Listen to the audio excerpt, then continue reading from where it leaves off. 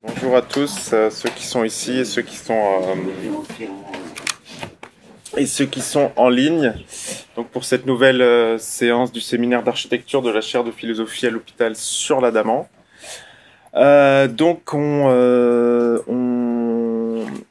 On fait aujourd'hui la deuxième séance donc d'une séquence qu'on a commencé la dernière fois avec Bruno Voyot.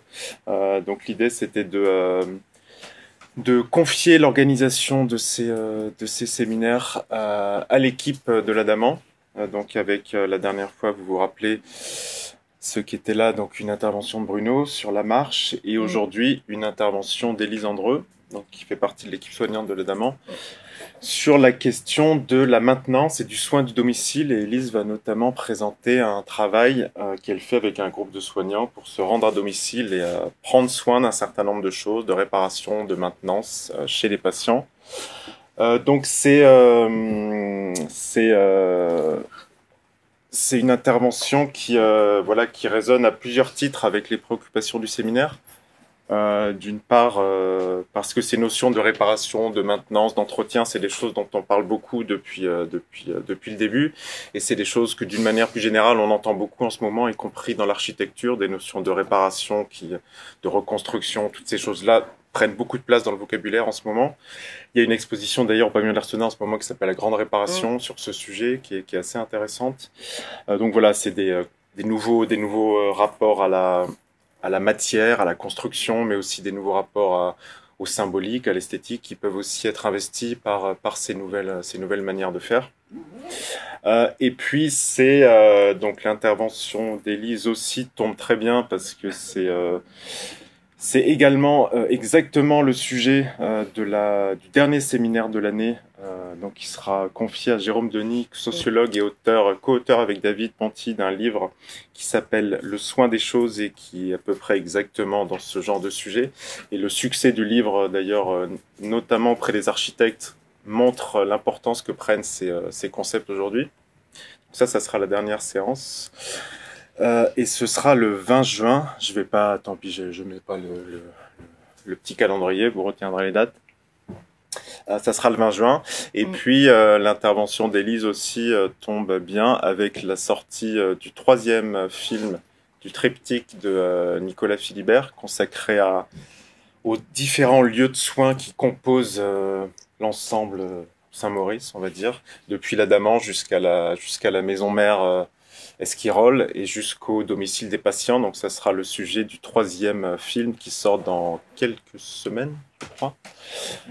Le 17. Le 17 avril. C'est vraiment bientôt, dans 2 semaines. Ouais. Et qui s'appelle La machine à écrire et autres sources de tracas et qui va d'une autre manière suivre le travail de cette même équipe. Donc l'intervention d'Élise est triplement pertinente et tombe vraiment à pic par rapport à tout ce qu'on dit dans ce séminaire. Et puis donc entre Élise et Jérôme, nous aurons l'intervention d'Éric Chauvier, je le rappelle, qui a lieu le 16 mai, toujours ici et toujours à 17h30, et qui sera où là on va refaire un petit virage un peu vers l'anthropologie et vers la philo, avec une intervention qui s'appelle Anthropologie de l'habité, anthropologie du soin. Je crois que j'ai tout dit. Donc merci beaucoup Élise d'avoir accepté de prendre en main cette séance. Merci. Je vais passer par là. Mais il y aura peut-être même des liens avec l'intervention d'Éric Chauvier. Donc quatrième dimension. Ah oui, je veux bien. Ouais. Donc merci d'être là, d'avoir peut-être lutté contre l'envie d'aller en terrasse par ce beau temps. Merci Éric, effectivement d'avoir laissé la possibilité d'intervenir là ce soir. Pour ceux qui me... Je parle assez fort ou pas? Ça va? Non, moyen? Ouais, je vais essayer. N'hésitez pas à me relancer si je parle pas assez fort. J'ai pas une voix qui porte beaucoup. Mais effectivement, d'habitude, je suis de votre côté. C'est la première fois que j'interviens ici. C'est un séminaire pour lequel je viens à chaque fois là depuis à peu près 1 an et demi, et ça correspond au moment où j'ai commencé à venir travailler ici comme infirmière à la Daman. Tout s'est fait un peu en même temps. En arrivant ici, j'ai assez vite rejoint cette équipe ou cet atelier ou cette activité, on ne sait pas bien, qui s'appelle l'orchestre. Donc ça n'a pas trop à voir avec la musique, comme ça a priori. En fait, c'est un acronyme. Mais je vous le dirai après de quoi il s'agit. Mais en tout cas, effectivement, assez vite, en venant ici, j'avais envie de venir parler de ça, parce que j'avais l'impression que c'était, encore une fois, avant même d'imaginer des choses de l'ordre de la maintenance, de la réparation, etc., ou du bricolage même, que c'était encore peut-être une manière de penser l'espace, de prendre soin de l'espace, d'agir sur l'espace, de se préoccuper un peu de ceux qui l'occupent, et puis de voir un petit peu tous les effets que ça peut avoir. Si ce n'est que cette fois-ci, alors peut-être que je me trompe, Eric, mais il me semble il a été question de l'espace public, l'espace de la ville, des rues. Il a été question des lieux de soins qui sont aussi des espaces, alors pas publics, mais en tout cas partagés, et pour lesquels il peut y avoir... il y a une entrée, il y a une sortie, c'est-à-dire qu'on vient se soigner, puis après on n'y est plus. Là, c'est l'espace un peu particulier du domicile, donc beaucoup plus privé. Et puis, a priori, quand on y entre, c'est pour y rester ou essayer d'y rester, sauf dans des envies de déménagement. Mais du coup, l'enjeu n'est pas tout à fait le même. En tout cas, je l'ai abordé un petit peu de cette manière-là pour essayer de me réinscrire dans ce champ-là. Enfin, c'est comme ça que j'avais imaginé que j'aimerais bien venir parler ici de ça. En tout cas, c'est... Comment ? Non, vous avez dit... alors, vous dites comment ? Ah, j'ai pas fini. Peut-être que ma phrase se déroule, Witold. Ma pensée se déroule. D'accord. Ouais. En tout cas, même cette question du domicile, en tout cas dans le cadre de l'orchestre et de cette équipe, c'est vraiment la question du domicile et des patients. C'est pas forcément le domicile lambda, même si je pense que tout le monde pourrait s'y retrouver dans ce que je vais dire derrière. Simplement, il y a peut-être des choses qui sont un peu plus fortes quand il est question du domicile des patients, plus fragiles peut-être. Mais même ça, même juste l'espace domicile, même en tant que même un peu objet de pensée comme ça, quand on y pense pour les patients, c'est déjà pas rien, parce que j'étais tombée sur une enquête, mais je l'ai pas retrouvée, mais où dans la ville de Paris, ou en tout cas dans les grandes villes, même la question du domicile pour des patients qui ont des problèmes psychiatriques, c'est pas si évident que ça. Je crois qu'au niveau de la répartition, il y a quasiment autant de monde qui vivent dans la rue que de gens qui vivent dans des institutions, y compris l'hôpital, ou alors en tout cas des institutions où il y a une présence soignante, que de gens qui vivent pas tout seuls à domicile, mais avec leur famille. Là, le contexte de l'orchestre et le contexte de ce soir, c'est effectivement des patients qui sont suivis pour des problèmes psychiatriques, mais qui sont seuls à la maison, seuls à se débrouiller avec cette maison-là. Ah oui, quand même. Bah, c'est quand même pas rien, hein. Bah oui. Bah oui, Ouais. bah oui, Ouais. très bien. Ouais. C'est de ça dont on va parler, Witold, ce soir. Comment ? C'est de ça dont on va parler ce soir. Ah bon ? Ouais. Ah bon. Ça vous va ? Continue. Ouais. Ils en vont pas très bien. Ah, je vais essayer de parler plus fort. Ouais. En tout cas, donc voilà, l'orchestre, c'est ce nom qui vient d'un acronyme et qui veut dire, c'est le O d'orchestre, R de rénovation, collectif, habitation, échange, service, travaux, réparation, entraide. J'ai eu beaucoup de mal à le retrouver, cet acronyme, parce qu'en fait, il a été inventé il y a à peu près 10-12 ans, 10, 11, au moins 12 ans, au moment de la création de cet atelier. Moi, je suis la dernière arrivée, j'ai pas la meilleure parole pour venir raconter des choses, mais bon, c'est peut-être un autre regard sur la situation. Mais en tout cas, oui, ça a été imaginé il y a 12 ans, et puis peut-être que, Mireille, tu pourras peut-être confirmer Il avait initialement été imaginé vraiment, je crois, comme un atelier au sens thérapeutique du terme, parce qu'il y avait l'idée que les gens qui allaient bricoler au domicile, ça serait pas que des soignants. Il y avait aussi l'idée que ça serait aussi des patients, avec l'idée que c'était aussi ça qu'il fallait penser, qui pouvait aussi soigner d'une certaine manière.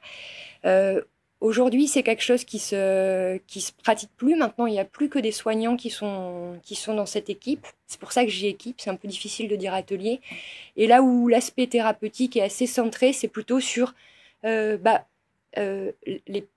patients qui demandent un peu d'aide pour faire du bricolage au domicile. C'est pas les patients. Enfin, il y a d'autres équipes qui fonctionnent comme ça un peu à Paris. Notamment, il y a celle de Sainte-Anne, qui s'appelle les ateliers et les chantiers de Sainte-Anne, où eux, justement, ils font la distinction entre les patients clients et les patients ouvriers.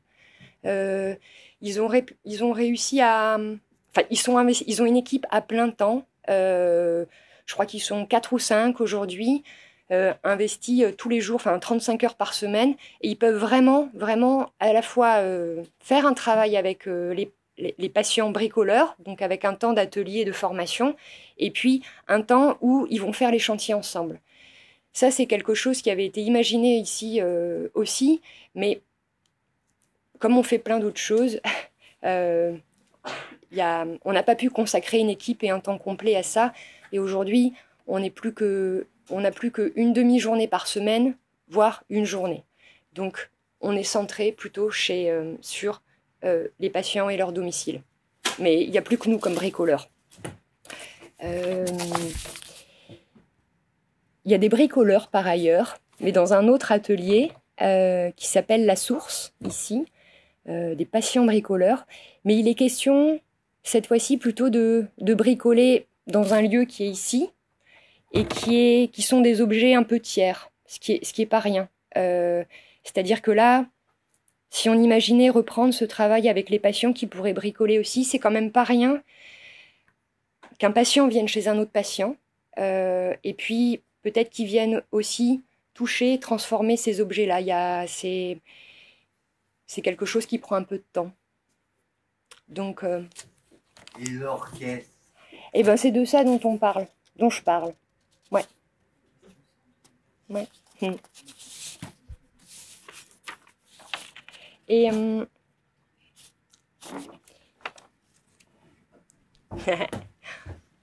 en tout cas, donc ici il y a cet orchestre qui fonctionne comme ça. À Sainte-Anne, il y a cette équipe beaucoup plus déployée où il y a des patients qui bricolent aussi. C'est des chantiers beaucoup plus conséquents aussi. C'est des chantiers qui peuvent s'étaler dans le temps. C'est vrai que nous on fait des petits chantiers ou des chantiers qui peuvent pour lesquels il n'y a pas d'urgence puisque il y a un créneau par semaine qui est prévu pour ça. Donc voilà.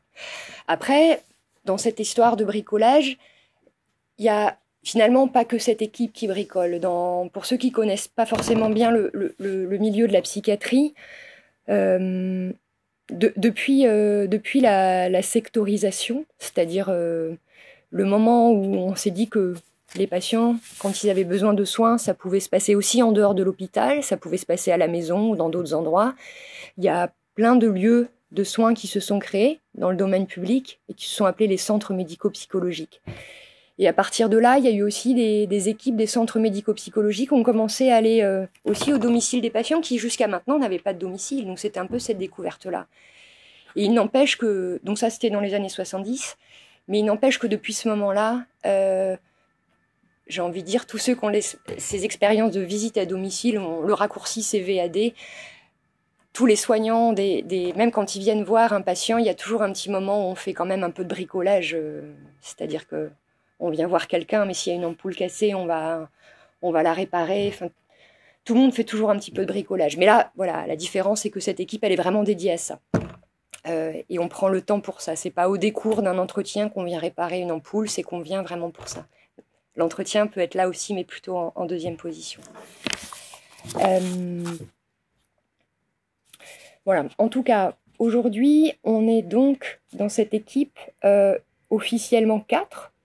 Et puis officieusement, ça peut être un petit peu tout le monde. Parce que comme je disais, tout le monde fait toujours un peu de bricolage, mais ils peuvent venir en soutien à notre équipe quand on va chez un patient. Alors, pas forcément parce qu'on n'est pas assez nombreux, ou pas forcément parce qu'on est nul en bricolage et il y en a d'autres qui seraient meilleurs, ou je sais pas, mais c'est peut-être probablement la question un petit peu de comment on se connaît. C'est-à-dire que quand un patient voudrait que l'orchestre vienne à la maison, il peut toujours un peu s'inquiéter de qui va venir à la maison.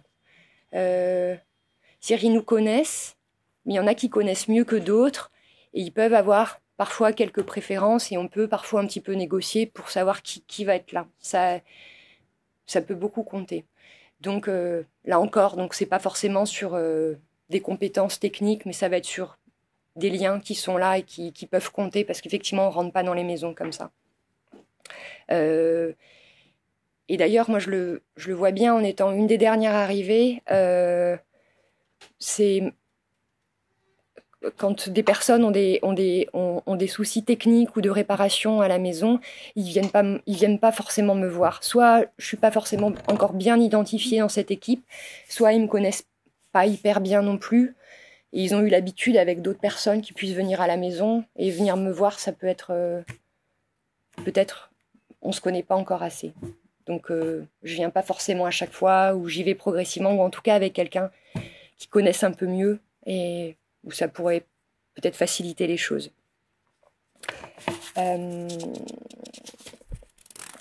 Ça va jusque-là? Ouais.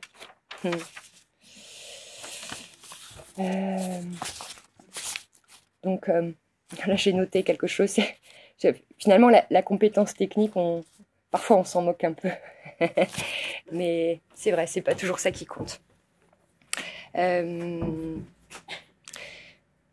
y a, par rapport à ce sur quoi je vais venir après, il y a effectivement dans ces personnes qui disent mais qui va venir chez moi, je préférais que ça soit telle personne ou telle personne. Il y a aussi quelque chose qui peut jouer dans la relation un petit peu initiale, parce qu'il y a, quand c'est vraiment la première fois qu'un patient reçoit des gens à la maison, j'ai déjà entendu des longs moments de discussion en amont, avec l'idée qu'ils venaient vérifier qu'on allait pouvoir supporter quelque chose en rentrant à la maison. Cette idée de supporter quelque chose, parfois il y en a qui disent mais en fait personne ne vient jamais chez moi, j'ai laissé traîner des choses chez moi, je m'occupe plus de mon intérieur, et c'est arrivé à tel point que ils peuvent parfois dire que ils ont honte, que quelqu'un puisse venir, et à ce moment-là, de faire ce pas-là pour proposer à quelqu'un de venir, c'est pour ça que qui va venir, ça peut vraiment compter. Et effectivement, peut-être qu'une part de notre travail, c'est aussi de montrer qu'on peut avoir cette capacité à rester là, à venir, à peut-être voir qu'effectivement, ça peut être un grand bazar, mais qu'on va pouvoir le supporter et faire ce qu'il y a à faire. C'est peut-être ce qui peut faire la distinction entre une équipe peut-être de professionnels et une équipe soignante. Parce qu'on peut se poser la question de pourquoi c'est pas des ouvriers qui iraient faire ci ou ça. Enfin, des fois on le fait, hein. Mais ouais, Vitold. Je peux. C'est dans le sujet. Quelle question on peut se poser? Eh ben, elle va arriver, la question. On peut se poser la question. Ouais. Quelle question on peut se poser? Ouais, bah je vais. En fait, ce que vous êtes en train de dire, c'est que la question, elle met du temps à arriver. Hein. Elle met du temps à arriver. Elle va venir. Un peu de patience. Mais oui, effectivement, il y a, par exemple, du côté des patients, il peut y avoir cette idée effectivement parfois de honte. Ils n'ont pas envie qu'il y ait des gens complètement extérieurs au milieu des soins, au milieu du milieu de gens qu'ils connaissent, qui pourraient venir chez eux et peut-être faire marche arrière, parce qu'il y a beaucoup de choses à faire, parce qu'effectivement, ça peut être désordonné, ça peut être sale, ça peut être malodorant. Des fois, il peut se passer tout ça. Donc, de pas supporter ce regard-là. Il y a aussi l'idée de moi, j'ai pas l'habitude que quelqu'un vienne chez moi. J'ai pas envie que quelqu'un que je ne connais pas vienne chez moi. Il peut y avoir ces raisons-là. Il peut y avoir aussi des raisons quand il y a, par exemple, des gros travaux à faire. C'est des chantiers qui peuvent durer. Quand c'est organisé du côté des professionnels, c'est des chantiers qui peuvent durer 3-4 jours où les ouvriers se proposent de venir de 8h à 18h et vraiment de bosser toute la journée. Là aussi, c'est pas évident de confier son logement toute la journée, 4 jours d'affilée, un petit peu à tout le monde. Et du côté des professionnels, là aussi, alors il y a mes collègues de l'orchestre ne sont pas là ce soir, mais on a un peu travaillé en amont ensemble. Et il y avait aussi cette question que dans le rôle que peut jouer l'orchestre à certains moments, c'est que il y a des professionnels qui peuvent être aussi assez réticents à l'idée d'aller chez des patients qui ont des problèmes psychiatriques, à l'idée de cette rencontre. Ils peuvent être mal à l'aise si un patient va pas très bien quand il est dans son domicile. Ils peuvent être mal à l'aise quand ils voient un peu l'état du logement. Donc il y en a aussi qui refusent. Donc ça peut être des moments où on peut être là à la place d'eux. Mais voilà. Tout le monde est bien réinstallé pour les nouveaux arrivés? Ouais. Bon, vous avez loupé vraiment le meilleur. Tant pis pour vous. Non. Non, merci d'être venu de loin. Voilà en tout cas un peu le paysage général de peut-être ce pourquoi cette équipe a été pensée. À partir de là, moi j'avais en tête initialement en m'engageant à faire ce séminaire que l'idée c'était d'aller un petit peu plus loin, peut-être de donner des détails de ce qui pouvait se passer effectivement à l'intérieur de ce domicile, de type d'espace qu'on pouvait rencontrer et de personnes qui les occupent, du type de bricolage qu'on allait pouvoir faire. Et en fait,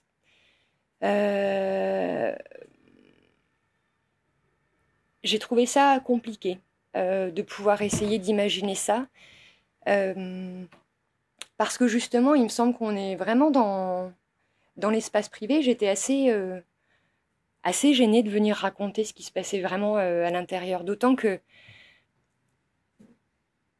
cette gêne-là, je vais en parler, mais elle est aussi partie de là où je viens, de mon expérience antérieure, parce que je pense que moi-même, j'ai fait cette découverte un peu du domicile chez des personnes qui ont des problèmes psychiatriques, un peu en arrivant à l'orchestre. Alors non pas que j'avais jamais été au domicile avant, mais dans mon expérience antérieure, j'ai fait toute ma carrière à Mayotte.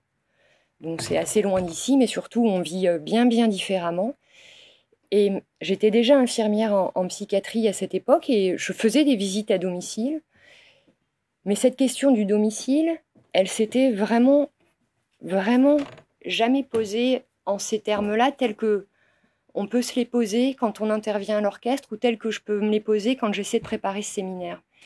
C'est-à-dire que les domiciles que je connaissais, c'était des toutes petites maisons qui avaient où les patients ne vivent jamais seuls, ils vivent en famille. Donc les gens vivent à 5, 6, 7, 8 dans cette même maison.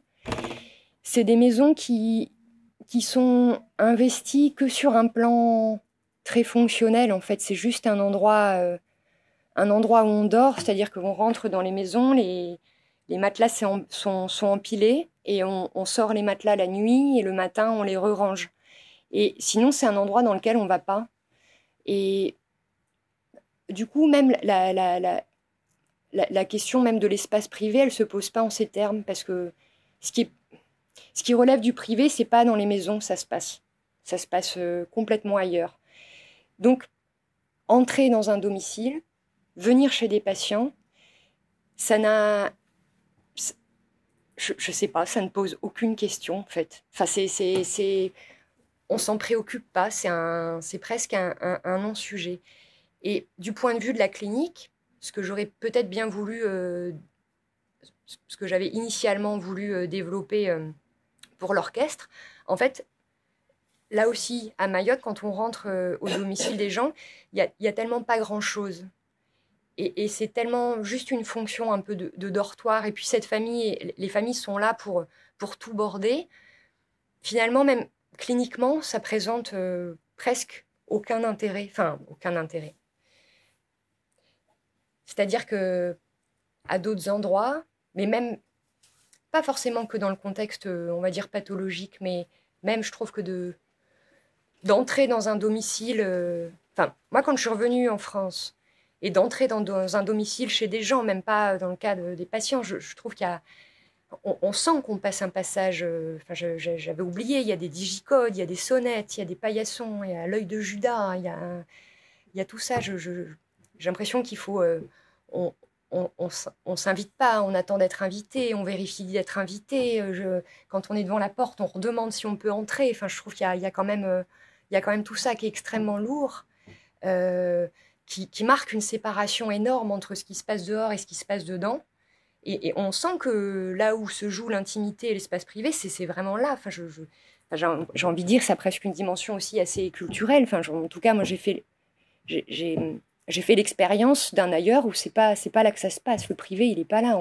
On rentre dans les maisons comme ça. D'ailleurs, il y a pas toujours de porte, il y a pas de sonnette, et on ne frappe pas. On demande juste s'il y a quelqu'un. Et si on entend une voix, on rentre. Ou si on voit quelqu'un, on rentre. C'est ça. On est autorisé à rentrer dès qu'il y a quelqu'un. On n'est pas autorisé à rentrer s'il n'y a personne. Du coup, ça fait des situations un petit peu curieuses. Moi, les premières fois, j'étais chez moi, quelqu'un entendait qu'il y avait quelqu'un. Donc, il dit, il y a quelqu'un, et on se retrouve avec des gens dans le salon. Où j'ai une autre anecdote aussi, personnelle, mais là, j'avais eu besoin de faire des travaux chez moi, où j'avais pas réussi à les faire toute seule. J'avais eu besoin d'aide d'ouvriers. Je leur avais confié les clés de ma maison. Une maison que j'avais pas fermée, mais symboliquement, j'avais confié mes clés. Et en fait, quand je suis revenue le soir, il y en a un qui était en train de dormir sur mon canapé, et un autre qui était en train de prendre sa douche. Ça fait un drôle d'effet, mais c'est pour vous dire le rapport au domicile, où pour eux, ça allait de soi, en fait. À partir du moment... Enfin, l'expression qu'on utilise ici, vous faites comme chez vous, c'est pas vrai du tout. C'est pas vrai. Non, mais c'est pour de vrai, c'est pas vrai. Enfin, on n'a surtout pas le droit de faire comme chez nous. Mais à Mayotte, on n'a même pas besoin de le dire, les gens font vraiment comme chez eux. C'est-à-dire que les gens rentrent chez vous et puis ils ouvrent le frigo, ils cuisinent avec votre nourriture, ils se font à manger, ils dorment, enfin, ils font vraiment leur vie. Donc ça fait vraiment très bizarre au début, puis en fait, on s'y fait. Mais du coup, le retour ici me rappelle à quel point c'est très, très, très, très fermé de partout. Il y a tout un tas de rites de passage, d'invitations, de surinvitations, de tout ça. Donc ça concerne un petit peu tout le monde dans ce contexte.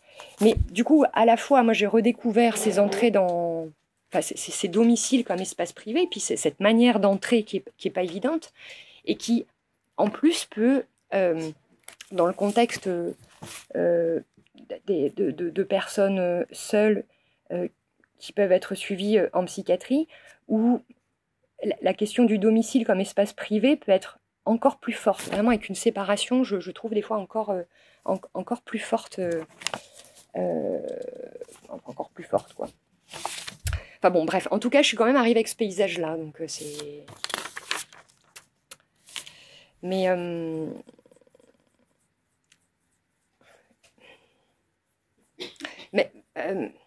si j'avais noté quelque chose, je ne sais pas si... Bon, je vous le raconte. Il y a, dans les comparaisons entre Mayotte et ici, aussi dans cette histoire du domicile, c'est-à-dire que ici, je pense que quand on vient au domicile, même dans l'idée de visiter un domicile, il y a deux choses. Il y a enfin, une visite à domicile, il y a l'idée de visiter, de rendre visite à quelqu'un et de visiter le domicile. Je pense, il faut le prendre dans l'acceptation un peu globale.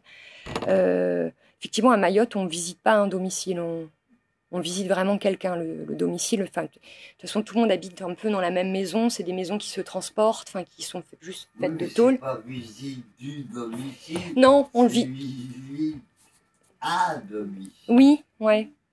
Mais à domicile, il y a du domicile et de la personne, ouais. Mais en tout cas, là où ici, quand on va à domicile, on peut aussi, quand on regarde le domicile, on peut y voir une sorte... c'est tellement privé, on peut y voir une sorte de surface un peu... Ça sert un peu de surface projective de tout ce privé qui est en nous, qui est là partout. Et c'est en ça que ça peut être assez intéressant cliniquement. Mais à Mayotte, ce domicile-là, déjà, les domiciles sont tous pareils. Mais là où il peut y avoir une différence, et là où ça peut signer une sorte d'alerte ou d'inquiétude pour les soignants, c'est pas tant, par exemple, parce qu'il va être en bazar ou des choses comme ça, parce que de toute façon, la famille a une espèce de fonction contenante aussi, qui fait que de toute façon, rien ne traîne, et il est nickel, et ils aident les patients à s'en occuper. Mais c'est, à l'inverse, c'est peut-être quand ils s'en occupent trop, que ça peut devenir une alerte, parce que c'est-à-dire que trop s'en occuper, c'est-à-dire quand il est trop propre, trop bien rangé, et qu'on commence à voir des petits bouts de tissu partout, cachés, ça signe la présence de... Ça signe la présence... Enfin, ça signe l'idée qu'il y a une famille qui est en train de se mobiliser énormément parce qu'il y a quelqu'un de la famille qui va très mal. Et plus la famille va mal, plus la famille se mobilise, plus c'est la maison qui est en réaction. Enfin, je ne sais pas comment expliquer ça. Pour protéger... En fait, l'idée d'individu n'existe tellement pas. On pense tout collectif. Et à partir du moment où quelqu'un est malade à la maison, on protège la maison. On protège la maison avec l'idée que ça va protéger et la personne malade et en fait tout le monde. Et là où il y a un niveau de mobilisation assez énorme et qui peut montrer, en tout cas pour des soignants, qu'il y a quelque chose qui ne va pas, c'est quand, ouais, effectivement, quand on commence à avoir des petits gris-gris partout. Donc les gris-gris, c'est l'idée de mettre en place des protections. Et ces protections-là, dans la mobilisation, ça veut dire que toute la famille s'est organisée pour trouver on appelle ça un fundi, qui a trouvé beaucoup d'argent pour pouvoir le payer, pour pouvoir payer ces gris-gris, qui a trouvé les bons tissus et après qui a accroché tous ces tissus dans la maison. Donc il y a l'idée qu'on rentre dans une maison protégée. Et d'ailleurs, les moments où ils peuvent tellement s'inquiéter à force d'avoir mis... C'est clair ce que je raconte là en fait? Ouais. Bon. Ce qui peut amener une famille à conduire quelqu'un qui va mal à l'hôpital, c'est quand ils ont l'impression que les gris-gris ne fonctionnent plus. Et ce qui signe le fait que les gris-gris ne fonctionnent plus, c'est quand il y a quelque chose qui est cassé à la maison. Typiquement, un motif d'adressage aux urgences psychiatriques à Mayotte, c'est la télé cassée. Mais qui dit la télé cassée, dit qu'il y a un truc, les gris-gris n'ont pas fonctionné, alors même que toute la famille s'est mobilisée, la maison n'est plus protégée.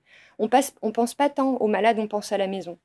Et d'ailleurs, quand on les rencontre aux urgences, en discutant, on peut comprendre par exemple que même une personne dans la maison n'avait pas parlé depuis 6 mois, entièrement mutique. Et c'est pas du tout ça qui inquiète la famille, pas du tout. La maison n'est pas en danger à ce moment-là.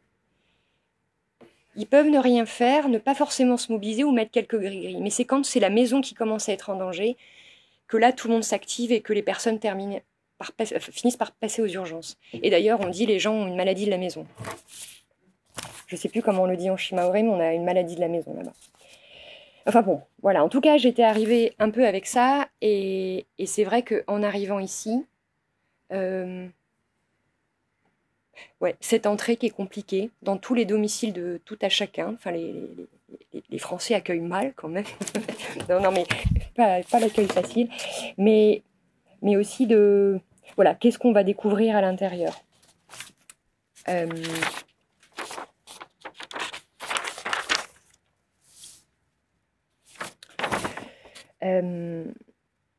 Là aussi, dans l'effet de... Pardon, je reviens un petit peu en arrière. Dans les effets de surprise, donc il y a eu un petit peu celui-ci, de cette difficulté à rentrer, et puis de cette grosse séparation entre l'intérieur et l'extérieur. Il y a aussi...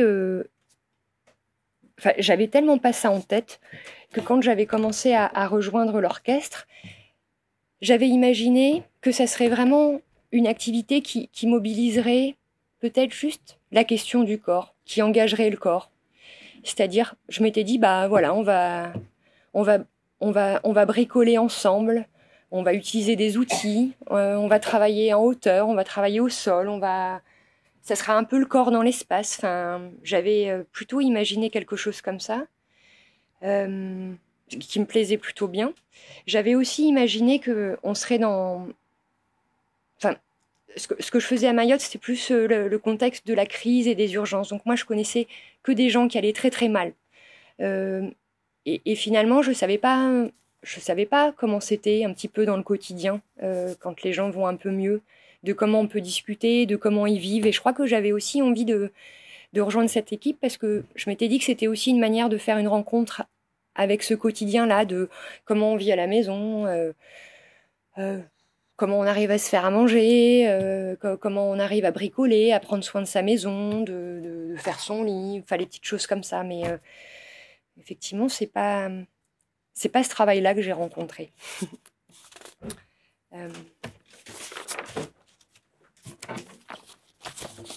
Vous avez des questions jusque-là ou des remarques ou est-ce que ça va, c'est assez clair? Ouais, ça va, Anne? Je continue avec ces histoires d'intérieur et d'extérieur, avec vraiment ce truc-là assez saisissant. Il y a la première fois que je suis allée avec cette équipe de l'orchestre au domicile, effectivement, cette histoire d'intérieur a été assez massif parce qu'il y a eu déjà en amont, avant de venir, il y avait toute la question de est-ce que moi j'avais le droit d'être là. La personne en question me connaissait pas très bien et elle n'était pas très sûre d'accepter que je sois là. Ce que je comprends, mais j'ai fini par être là. Mais il y avait quand même tout ce travail en amont. Et là, bon, déjà là, effectivement, tout le monde n'entre pas. Ensuite, bon, on arrive devant cette maison, enfin cet immeuble. Au niveau de la porte, il y avait un digicode et et la personne nous avait prévenu qu'elle nous confierait jamais ce digicode. Elle nous donnerait pas le code, que c'était pas comme ça qu'on allait pouvoir rentrer chez elle. Et en fait, elle avait mis en place tout un tas de choses pour qu'on puisse communiquer d'une autre manière pour qu'elle puisse nous ouvrir la porte. Et notamment, il fallait passer un certain nombre d'appels téléphoniques, y compris en arrivant devant la porte, pour que cette entrée puisse se faire. Elle voulait venir nous chercher directement. Donc, pas de confiance, enfin voilà, impossible d'avoir ce digicode pour passer cette porte. Ensuite, on arrive devant sa deuxième porte, qui est la porte de son appartement. Et là, il se passe un très très long moment, alors qu'on avait monté 5 étages, elle savait qu'on allait arriver. Il se passe un long moment avant que cette porte s'ouvre. Et là, en fait, on entend que ce long moment est consacré à ouvrir l'ensemble des verrous. Et puis, on entend aussi effectivement cet œil de Judas qui s'ouvre. Enfin, il y avait eu besoin de tout ce moment-là avant de pouvoir nous laisser entrer. Mais il s'est passé quelques minutes quand même. Hein. Ensuite, on a pu entrer. Et là aussi, derrière nous, il s'est passé un long moment parce qu'elle a voulu refermer l'ensemble des verrous. Donc, ça fait un drôle d'effet de rentrer dans un domicile comme ça, puisque finalement, c'est assez oppressant. on se retrouve enfermés tous ensemble à la maison, chez elle. C'est entièrement coupé de l'extérieur. Et puis vraiment, l'impression d'arriver dans une boîte. Et effectivement, tout était fermé. Les fenêtres, les portes, tout. Enfin, c'était quelque chose de très, très hermétique, de très encombré. Avec vraiment, du coup, ça donnait vraiment une impression un petit peu d'étouffement, comme ça, sur le moment où je me suis dit, mais comment... Enfin, là, c'était vraiment la première fois que je découvrais un domicile chez un patient.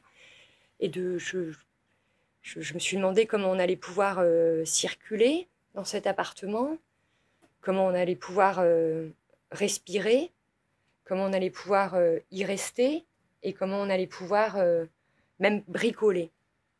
Alors, il se trouve justement que même ce pourquoi elle avait fait appel à nous, c'était pour un problème d'humidité sur les murs. Donc, autant dire que l'humidité était vraiment à l'image de cette étanchéité-là à l'intérieur. C'est-à-dire que les murs étaient effectivement dans un sale état, mais l'air ne circulait plus, c'était très très humide.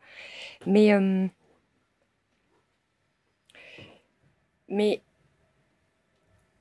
là encore, cette découverte-là, on voit bien que enfin, je me suis dit, ça va pas être qu'une histoire de bricolage et de venir faire les murs. Il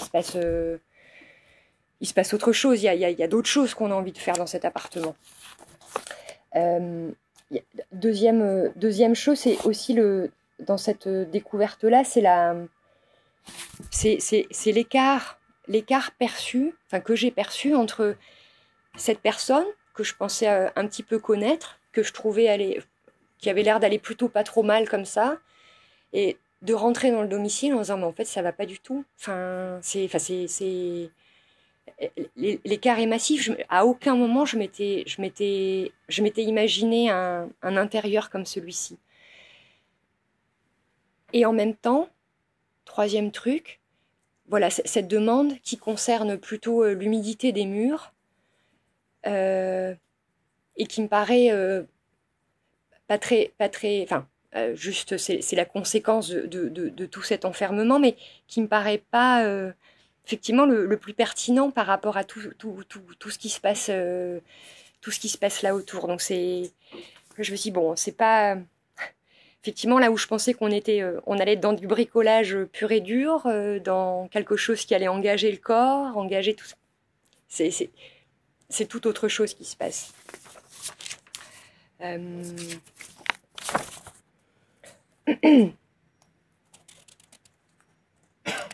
Mais il y a aussi dans cet encombrement, il était fait de quelque chose d'un peu particulier. C'est-à-dire qu'il était fait de bouts de tissu. Vraiment, c'est-à-dire qu'à la fois c'était assez étouffant comme ça, et en même temps, c'était que des tissus. Et ça m'a donné l'impression d'un nid. Mais comme quelqu'un qui s'était fabriqué un nid, mais comme un oiseau se fabrique un nid et qui récupère comme ça des petites choses partout et qui ramène. C'était comme si les choses venaient de l'extérieur et qu'il y avait l'idée de fabriquer, oui, comme une sorte de boîte, et en même temps une boîte qui avait l'air d'avoir vraiment une fonction pour cette personne. Et quand elle nous dit qu'il fallait pas toucher à ça, on voit bien la fonction que ça peut avoir de ne pas toucher à ça.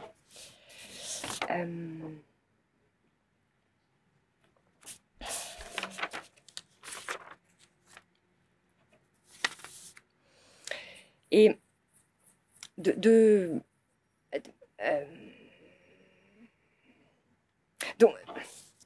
donc cette séparation entre l'intérieur et l'extérieur, et cette porte qui est difficile à passer, puis ce qui se passe dedans avec cette espèce de nid fabriqué comme ça, enfin, oui, ça donne vraiment l'impression que quelqu'un veut se protéger, enfin que ça a vraiment cette fonction d'abri. Et c'est quelque chose que j'ai retrouvé comme ça un petit peu partout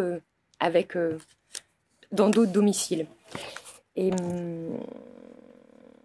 alors, ça va toujours. Il n'y a pas beaucoup d'apports théoriques dans ce que je vous raconte. En tout cas, pour l'instant, c'est un peu des expériences et des impressions comme ça, mais on n'est pas trop dans les histoires de réparation et de maintenance. Mais je pense que c'est ça que je voulais faire au départ et que j'ai vraiment pas réussi à faire à partir du moment où effectivement il y avait un petit peu cette fonction d'abri là qui était un peu intouchable, que j'ai perçue, et que c'était comme si je voulais pas trop y toucher, non plus. Et bah d'ailleurs j'enchaîne un peu là-dessus, mais c'était ce qui a rendu aussi la préparation de ce séminaire un peu compliqué, de qu'est-ce que j'allais pouvoir raconter de cet intérieur sans froisser quelque chose de cette fonction d'abri. Enfin voilà, tout en gardant cette idée d'espace privé. Je m'étais posé la question, je me suis dit, ben, probablement qu'il y aura plein de patients qui sont là aussi ce soir. Et qu'est-ce que ça fait d'entendre parler comme ça de chez soi, ou qu'est-ce que ça fait d'entendre parler du domicile des autres. Bon, j'avais pas très envie de faire ça.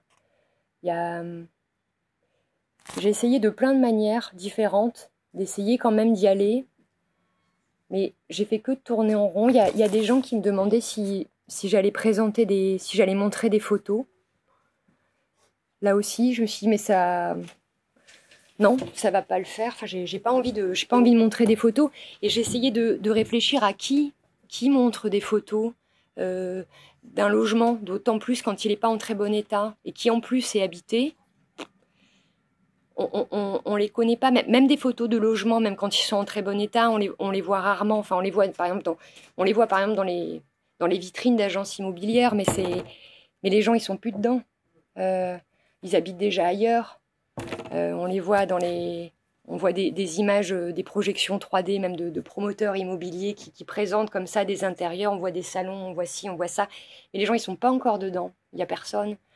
Même d'ailleurs, même les photos d'agences immobilières, je pense que ça serait invendable si... Enfin, les logements ne seraient pas visitables et ne seraient pas vendables si on voyait Jean-Claude en train de boire un verre de vin dans son salon avec ça en photo. Enfin, non, mais je trouve que c'est compliqué. Non, mais c'est compliqué de montrer des photos d'intérieur avec voilà, des gens qui y habitent avec toute leur vie, ou alors en passant par le chemin de la fiction, on peut y arriver. J'ai relu un peu des livres, des romans de Pérec notamment, mais où à un moment donné, il invente une rue, il invente un immeuble, et puis il invente une vie dans ses appartements où on s'imagine qu'il est en train de dérouler une façade et on voit des gens vivre comme ça dans chaque appartement, mais tout ça n'existe pas. Donc ça peut être possible de raconter tout ça. Mais autrement, je sais pas, j'ai pas trouvé de porte d'entrée. J'ai pas trouvé de porte d'entrée, mais en fait, je crois que j'ai pas trop voulu la chercher non plus. Et je faisais le lien entre cette difficulté à venir raconter ce qui se passe à l'intérieur, c'est-à-dire là ce soir en essayant de préparer ce séminaire, mais je pense aussi dans ce rapport qu'on peut avoir, nous l'orchestre, par rapport aux autres collègues dans cette institution. Parfois on peut nous dire mais finalement on ne sait pas bien ce que vous faites, on raconte pas grand-chose, ou alors ça peut être juste anecdotique. J'ai l'impression que c'est quelque chose qui ressemble à ça, c'est-à-dire que c'est toujours quelque chose d'un peu fermé, où je vois aussi la réticence qu'on peut avoir à parfois recevoir des étudiants, des stagiaires ici qui voudraient aussi venir avec nous, passer une journée à l'orchestre, où on peut être un peu frileux, où on essaie de voir avec qui ça pourrait se faire, comment. c'est pas aussi facile et aussi spontané que dans tous les ateliers qui se passent ailleurs. Donc il y a quand même quelque chose qui se répète comme ça, un peu partout. Quelque chose, une espèce de fermeture qui est là tout le temps. Mais comme si, pour venir à ce sujet qui est prendre soin du domicile, je me suis demandé si finalement, prendre soin du domicile, alors effectivement, on va faire du bricolage, on va faire des choses comme ça, mais si c'est pas une manière de prendre soin de ce domicile, c'est pas aussi essayer de maintenir un petit peu cette fermeture-là, qui est pas toujours en plus bien fermée chez des patients. C'est-à-dire que même si on réfléchit en termes de porte, là tout à l'heure je vous ai parlé de cette première visite avec une porte qu'on imagine vraiment très étrange, très, très lourde, mais à l'inverse, on peut trouver des portes grandes ouvertes aussi. Et c'est aussi la question de finalement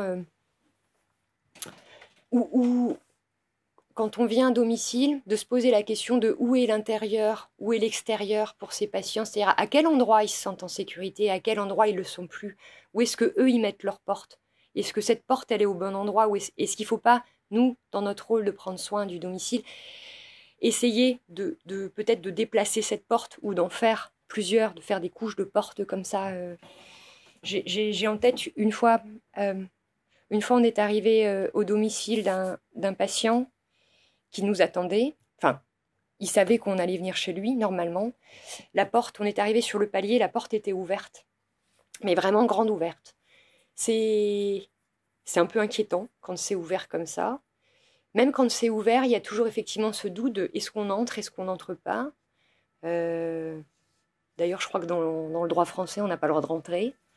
Je crois que ça s'appelle même violation de domicile. C'est un mot quand même assez fort. Et les seules fois où on peut s'autoriser à rentrer, c'est quand on perçoit quelque chose un petit peu d'imminent et de dangereux, comme peuvent le faire les pompiers, les policiers, les choses comme ça. Et là, on a décidé d'y entrer parce on a flippé. Vraiment, on s'est dit, c'est pas du tout normal que cette porte soit ouverte. Et on est allé à l'intérieur, on a appelé le patient partout, on ne le trouvait pas. On s'est autorisé un petit peu à circuler dans l'appartement, à ouvrir toutes les portes. On ne le trouvait pas. Donc, bon, la panique montait un petit peu. Et en fait, on a fini par le retrouver enfoui sous un tas de couvertures. Et là aussi, c'est comme si, en fait, comme si sa porte à lui, on a eu du mal. En fait, c'est comme si vraiment on arrivait devant la porte, que la porte, elle était là. On voyait qu'il y avait une bosse, on s'est dit, bon, ok, il est là. Et c'est marrant parce que les autres portes, on s'est autorisé à les passer. Et c'est comme si c'était cette fois-ci la vraie porte qui était là en soulevant cette couverture. Et on s'est dit, bon, il faut le faire. Mais c'est... Donc là aussi, peut-être un autre rôle avec l'orchestre, c'est peut-être quand cette porte, elle est plus à la bonne place. C'est-à-dire que peut-être que lui, il était bien sous cette couverture, mais finalement, il y a tout ce qui pouvait se passer un petit peu autour, en dehors, alors même que c'était sa maison, son domicile. Il y a... Si je garde ces images de porte aussi, je pense à une autre situation où il y a... pareil, on était attendu chez quelqu'un pour qui l'ouverture de la première porte n'a pas posé problème. Mais après, on s'est retrouvé enfermé dans l'entrée. C'est-à-dire que c'est un appartement qui s'ouvrait en étoile avec plein de portes. Et il n'a pas été possible de franchir aucune de ces portes. C'était pas possible pour elle qu'on puisse aller au-delà. C'était vraiment son jardin secret. Après, les choses, elles devaient pas... De toute façon, ce qu'on avait à faire ne se passait pas au-delà. Mais justement, c'était clair, il fallait pas passer ces portes-là. Et à un moment donné, elle a même été amenée à aller chercher quelque chose. Et elle a entrouvert la porte, elle s'est glissée derrière la porte, elle l'a refermée. On n'avait vraiment pas le droit de voir. Donc, là, en tout cas, c'est comme s'il y avait un petit peu de couches de porte comme ça. Et donc oui, voilà, on peut, quand il est question de prendre soin du domicile, peut-être qu'on peut, on peut jouer à ce jeu-là. Et d'ailleurs, je pense à des situations où c'est-à-dire que les portes, elles peuvent peut-être même dépasser le domicile. Enfin, comme s'il pouvait y en avoir une autre. Il y a une patiente qui vit dans le même appartement depuis des décennies et qui a toujours repéré qu'il y avait un restaurant en bas de chez elle et pour lequel pour lequel il était vraiment impossible d'aller. C'est-à-dire que de toute façon, à partir du moment où elle franchit sa porte à elle, tout est danger dehors. Enfin, elle se sent pas du tout à l'aise. Et dans le cadre d'un orchestre qu'on a fait chez elle, qui s'est fait en plusieurs fois, au moment de clôturer un petit peu ce chantier avec elle, elle a voulu qu'on aille manger dans ce restaurant qui était en bas de chez elle. Enfin, ça paraît peut-être comme ça un peu anodin, mais pour moi, je me suis dit, ah bah, c'est comme s'il y avait une porte qui s'était un petit peu déplacée. Ça fait 30 ans qu'elle avait repéré ce restaurant et qu'il était impossible d'aller le voir. Mais comme si, effectivement, son espace, son abri avait pu un peu s'élargir. Il y a je pense un autre patient aussi pour ça qui habite dans un quartier avec beaucoup de restaurants. Il y vit depuis très longtemps. Pareil, il voit bien qu'ils sont là, mais il n'a jamais pu aller dans aucun de ces restaurants. Il a toujours fait à peu près le même trajet en sortant de chez lui pour aller d'un endroit à un autre. Et là aussi, à la suite de plusieurs orchestres chez lui, il nous a proposé qu'on puisse aller un de ces jours dans ce restaurant. C'est-à-dire, voilà, avec cette porte qui peut se déplacer, qui peut s'élargir ou qui peut se créer un peu plus loin dans le quartier. et dans ces histoires de portes, moi j'avais envie de reposer aussi un petit peu la question aussi ici ce soir, enfin dans la difficulté que j'avais dans cette espèce de paradoxe de comment venir parler de quelque chose de l'intérieur, du privé, ici comme ça. Je dis pas que c'est tout le monde, mais devant un certain nombre de personnes. Enfin, je trouve que des fois, c'est déjà pas évident avec les collègues. Et puis là, c'est encore avec plus de monde. J'ai en tête qu'il y a des gens qui sont en plus à distance. Donc, je trouvais que ça amplifiait un petit peu les choses. Et du coup, j'essayais de me dire, bah, peut-être qu'on pourrait aussi, nous aussi, refabriquer une sorte d'intérieur ici. Mais dans ce cas, enfin, je sais pas, on la met où la porte, quoi? Est-ce qu'on la met là? Est-ce qu'on la met là? Après, il y a des gens qui sont... Apparemment, il y a quelqu'un dans un train à Blois qui est en train de nous écouter. Donc ça part, ça change de département aussi. La porte, c'est très large, en fait. Et ce qui à la fois complique et renforce la chose. Mais bon, toujours dans ces images de porte, ça... Si ça peut éclairer sur quelque chose, dans le fait de les déplacer en allant de l'intérieur à l'extérieur. Là aussi, j'ai en tête un livre de Pérec que j'avais relu et qui s'appelle Espèce d'espace, où, pour ceux qui ne l'ont pas lu, c'est chapitre après chapitre, on va vraiment de l'intérieur à l'extérieur, et il commence par sa feuille de papier. Ensuite, le chapitre suivant, c'est son lit. Ensuite, c'est sa chambre. Ensuite, c'est son appartement. Ensuite, c'est l'immeuble, c'est la rue, c'est la ville, c'est le monde, c'est l'univers. Après, ça part dans tous les sens, mais c'est comme s'il y avait un petit peu ce déplacement-là qui allait de l'intérieur vers l'extérieur. Donc, voilà. Est-ce que prendre soin du domicile, c'est pas un petit peu ça aussi, de fait, peut-être que de pas prendre forcément le domicile au pied de la lettre, mais qu'on peut se sentir on peut habiter dans son domicile, mais aussi un petit peu ailleurs, être bien aussi un peu ailleurs, élargir cette question-là un peu partout.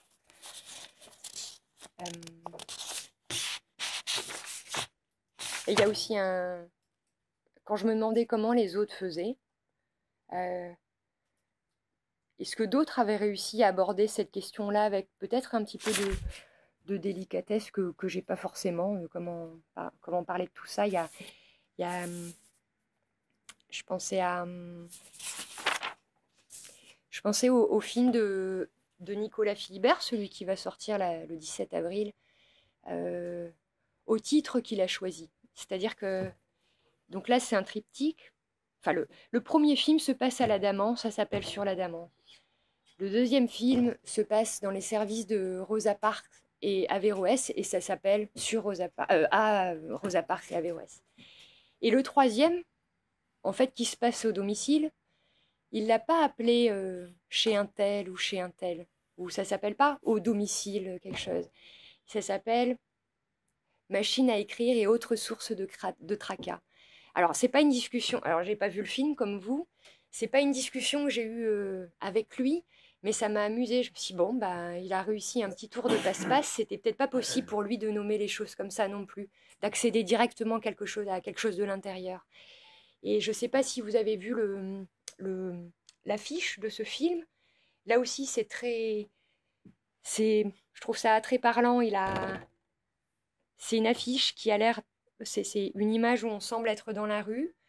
Il y a une fenêtre qui est au niveau du toit et c'est éclairé à l'intérieur. Mais nous, on est à l'extérieur. C'est éclairé, on sait qu'il se passe quelque chose dedans, mais pour l'instant, on n'en sait rien. Donc après, je ne sais pas comment il s'est débrouillé pour naviguer tout ça et puis comment il s'est débrouillé avec cette question de l'intimité. En tout cas, quand on lit les petits articles de journaux ou ce titre-là, il est passé par les objets. Voilà, c'est les réparations, c'est les objets cassés et la réparation d'objets. C'est peut-être ce que j'aurais pu faire, effectivement, m'en tenir au bricolage pur et dur, mais je crois qu'on n'est tellement pas dans le bricolage pur et dur. Enfin, on en fait, mais en tout cas, j'ai pas réussi à passer par ce chemin-là.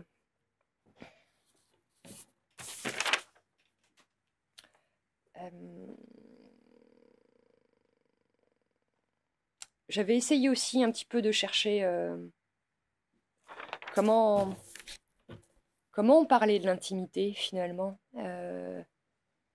au-delà de la question enfin, l'espace domestique comme une question d'intimité. Mais alors, là aussi, il y a deux choses. Il y a soit on part vers les sciences humaines, les sciences sociales, et je pense surtout à ceux qui ont un petit peu, qui sont dans les trucs transdisciplinaires, notamment il y a pas mal d'auteurs qui sont de l'école des annales, ou en tout cas qui tournent autour, c'est-à-dire ils peuvent utiliser l'histoire pour faire de la sociologie, ou vice-versa, mais on peut lire toute une histoire de la vie privée, on peut lire l'histoire des chambres à coucher, on peut lire tout ça, mais effectivement, c'est les espaces de personnes, enfin de tout le monde et de personnes à la fois. C'est des histoires de l'humanité, de comment on a décidé de créer des chambres, comment on a commencé à mettre des murs, comment on a commencé à mettre de la déco, comment on a commencé à investir un petit peu tout ça. Mais c'est pris dans une dimension assez globale, donc bon, moi, ça m'a pas trop aidé pour mes affaires, mais si ce n'est qu'encore une fois, ça pouvait peut-être confirmer qu'on avait du mal à y aller. J'avais regardé aussi du côté vraiment des revues professionnelles, notamment des soignants en psychiatrie qui peuvent parfois écrire des choses sur les visites à domicile. Et il y a deux choses, c'est-à-dire qu'il y a soit ceux qui écrivent, qui viennent raconter à quoi ça sert, c'est-à-dire à quel moment, enfin sur l'indication de quand est-ce qu'on va à la maison, donc c'est-à-dire que ça peut être soit pour un premier contact, ou soit parfois quand on n'arrive plus, on voit plus la personne depuis très longtemps, on sait qu'elle est un peu coupée des soins et ça vaut le coup de repasser à la maison, ça peut relancer un petit peu quelque chose. Il y a il y a cet ensemble-là, il y a aussi ceux qui peuvent venir dire à quel point c'est pas évident de venir d'entrer à la maison, et ils racontent tous les petits tours de passe-passe qu'ils peuvent mettre en place, c'est-à-dire surtout ne pas forcer, mais ils mettent des petits mots, il y a plein d'histoires autour de cartes postales, de petits mots, de petits post-it pour dire qu'ils sont passés, qu'ils pensent à eux, etc. Mais voilà. Et alors après, il y a tout un ensemble, un petit peu de travail qui est fait, où en fait, on ne sait pas comment ils se retrouvaient à l'intérieur, ni pourquoi, et là, c'est direct la rencontre de la personne à la personne.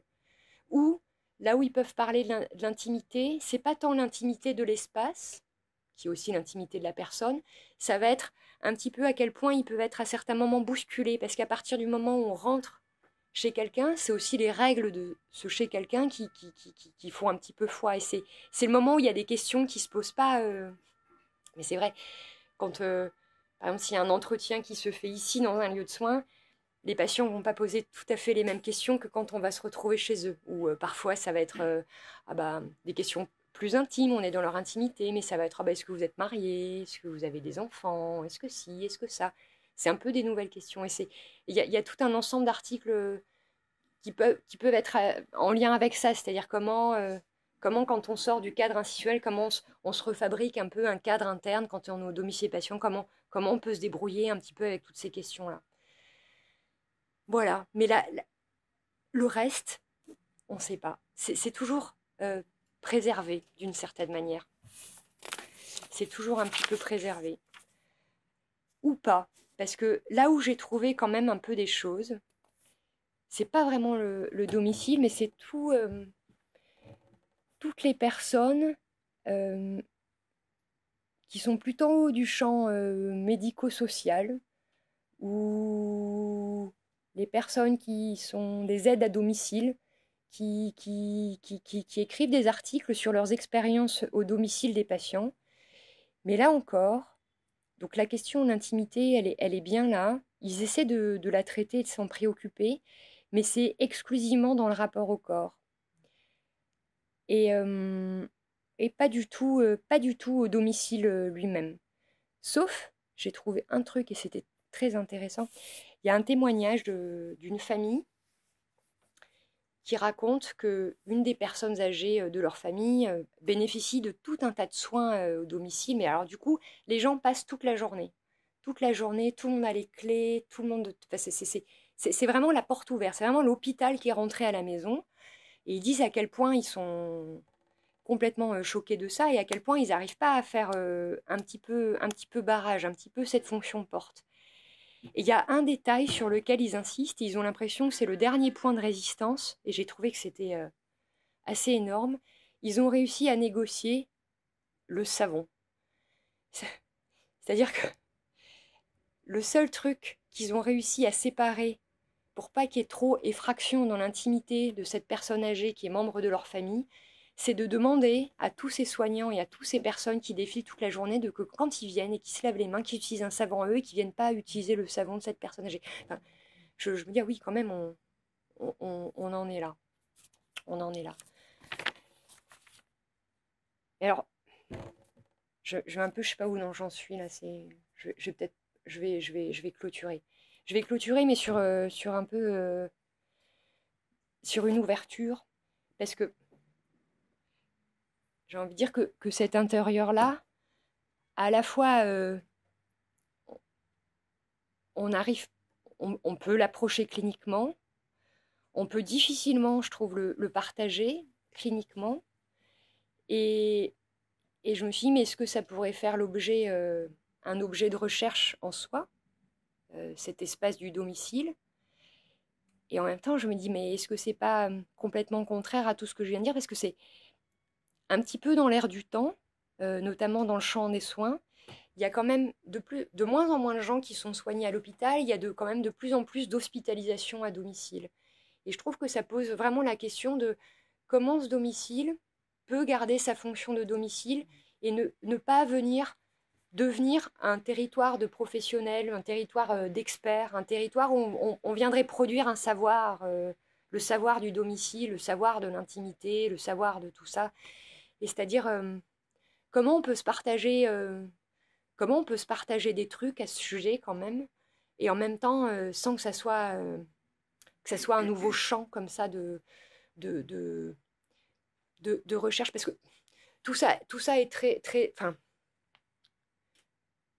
j'ai l'impression que ce territoire-là, il a déjà, c'est marrant, c'est comme si ça avait sauté, ça avait sauté une étape. J'ai l'impression que on est déjà à l'étape du corps, c'est-à-dire que le corps intime, enfin le corps des personnes, malades ou pas malades, même pas du tout, est déjà, je trouve, très, très exposé, très exposable. C'est comme si on avait passé l'étape de la porte au corps, ou alors, je ne sais pas si la porte s'est déplacée au corps, ou si c'est encore un peu plus à l'intérieur que ça. Mais je pense même dans l'actualité générale, à toutes ces personnes qui peuvent venir, dans le rapport au corps, venir raconter quelque chose d'une agression sexuelle, mais qui devient, ce truc-là devient le territoire des médias, le territoire de la politique, le territoire un petit peu de tout le monde. Bon. Aussi toutes ces personnes aussi un petit peu dans l'air du temps, dans ce rapport au corps, qui peuvent aussi venir raconter quelque chose, mais de manière très publique, aussi de leur sexualité, enfin de ces histoires de genre, de transidentité, de transsexualité, c'est déjà très exposé. Peut-être que ou effectivement dans le champ professionnel, où finalement on peut tomber sur plein d'articles sur cette intimité du corps, c'est-à-dire qu'il y a déjà tous ces professionnels qui rentrent dans la maison, mais il n'est pas question de cette maison-là, on en est déjà au corps, où ils se posent la question quand même de est-ce que ça ne devient pas trop un territoire professionnel, mais voilà, moi je me demande comment cet espace intime peut rester un petit peu intime, j'en sais rien, mais tout en pouvant continuer à s'en préoccuper et à pouvoir un petit peu partager quelque chose de ça, mais sans que ça parte un petit peu à volo, quoi. Enfin, bon, voilà, si vous voulez, je peux terminer là-dessus. Bon, c'était déjà pas mal long en fait, et peut-être pas très organisé, alors bon. Aidez-moi à faire quelque chose de normal. Non, si vous avez des questions. Non, mais si vous avez des questions. Non, mais ça va peut-être prendre sens par les questions, en fait. Si vous en avez. Merci beaucoup Élise, et bravo pour cette intervention.